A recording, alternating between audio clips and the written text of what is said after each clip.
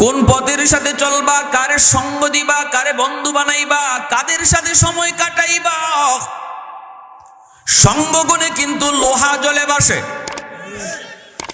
ভালো ঘরের সন্তান যদি খারাপ লোকের সাথে চলে, তাহলে ভালো ঘরের ছেলেটাও খারাপ হয়ে যায়। এমন বহু নজির আসেনি না নাই? অসংখ্য অগণিত নজির রয়েছে।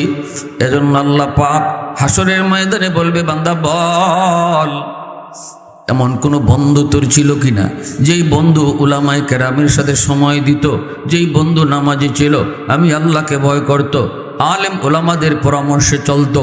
কারণ রাসূল বলেছেন, আলাইকুম বিমুজালাসাতিল উলামা ওয়া ইস্তিমাই কালামিল হুকামা ফাইন্নাল্লাহ তাআলা ইউহয়িল কলবাল মাইয়িতা বিনূরিল হিকমা কামা ইউহয়িল আরদাল মাইতাতা বিওয়াবিলিল মাতার।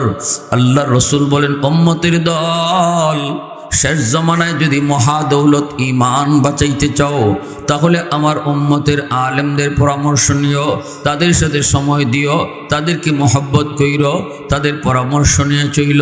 যদি তুমি আলেমদের সাথে চলো, তাহলে ঈমানের ডাকাত তোমার কাছে আসবে না।